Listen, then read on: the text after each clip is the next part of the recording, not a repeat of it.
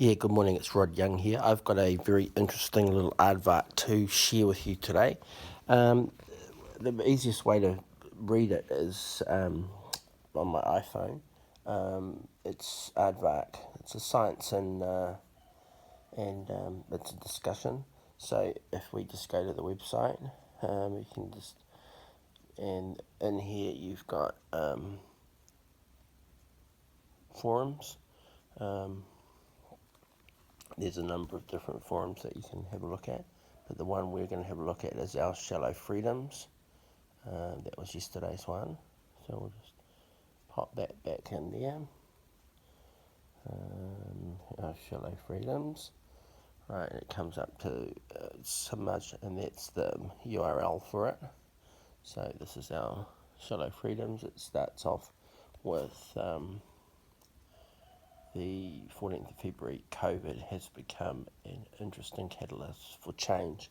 What I do with this is I can send it to a program that I have called Voice Stream. It comes up like, there's the text of it, 14th, our freedoms. I just push this here, scientific technology. I've got it nice and slow at 4 minutes, and then I just push play. Please visit the sponsor. Our Shallow Freedoms. The 14th of February 2022. COVID has become an interesting catalyst for changes that have exposed the frailty of our freedoms and rights. For the benefit of those who might not be a regular reader of this column, I should restate that I am not a vaccine skeptic. I'm triple VAXXED and proud of it. However, if I lived a little closer to Wellington, I'd be joining the crowds who are currently wet, muddy and uncomfortable on Parliament's lawn. As a spectator, I've been watching events and protests unfold around the world, and they have left me deeply concerned with the attitudes of governments to the people they are supposed to be serving, and today I'll tell you why. Firstly, we have the New Zealand situation. A group of people have gathered at the heart of our democratic system in the grounds of Parliament. They are there for many and varied reasons. Some I agree with, some I do not. However, whether I agree with them or not is unimportant. They have a right to hold views that are not congruent with those of others or those of the government. That is the inalienable right of citizens in a free society. Those holding these views also have a right to air them in a public place, even if it upsets those who disagree with them. However, it seems that our government does not quite understand the concepts or the importance of freedom of belief and freedom of expression. In fact, today I stand deeply ashamed of the government's position on dealing with these protests. On Friday night, Speaker of the House Trevor Mallard ordered that the sprinklers in the lawns, where hundreds are camped, be activated and left on overnight, despite the fact that it has been raining for several days and the ground is already soaked. This is such a petty and childish move that it brings shame on our government. Would the same action have been taken if this was a group who had congregated to praise the government of the day? I believe not. Then, to further demonstrate the petulant nature of Mr. Mallard, he ordered that a few music tracks be played in a loop and at high volume overnight, so as to disturb the protesters. Seriously? This is the behavior I would expect from an angry schoolboy, not someone who controls the heart of our democracy as Speaker of the House. This man should get not one more cent from the public purse, in my honest opinion.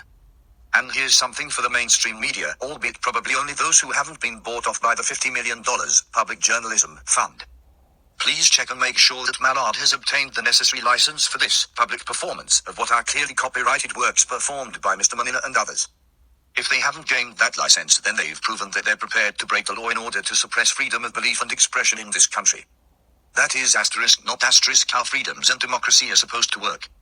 Any government that does not understand this is not fit to hold power, and I would call for the resignation of all those MPs who did not immediately complain to Mallard or challenge the decisions he has made in the past 2 days. Another annoyance is that the media has taken to headlining these protests as COVID protests. The reality is that they are not COVID protests, but protests against the annexing of basic rights and freedoms. Sure, there are more than a few nutcases amongst the crowd, but there are also good, honest Kiwis who are simply protesting that the government has gone back on its word not to create a two-tier society on the basis of vax status, and who have found themselves hugely disadvantaged, often unemployed, as a result of their decision to exercise a freedom granted under the NZ Bill of Rights, Section 11, which states everyone has the right to refuse to undergo any medical treatment. As a triple-vaxxed person, I have zero problems standing beside someone who's unvaccinated, because our beloved PM has publicly stated on countless occasions that the best way to protect yourself from COVID is to be vaccinated. She would not lie, would she? Now, as if to further show the lunacy of this whole vaccination-based stratification of society, I read this headline: COVID-19, all New Zealand is likely to encounter virus in coming weeks, expert. The credibility of government has been severely eroded in my mind, and clearly in the minds of many others, thanks to their disingenuous statements, contempt for the Bill of Rights, and the acts of Parliament that they themselves have sworn into law. When a government places itself above the very laws that they have created to protect the people, then, no matter how you spin it, we have reached a dangerous threshold. Note that I mailed most of NZ's mainstream media on Sunday with a heads up that they should check whether Treve is violating copyright. It will be an interesting test of the effects of that public journalism bribe to see how many, if any, actually follow this up and publish something. Please visit the sponsor. Have your say in the Aardvark forums. Permalink to this column.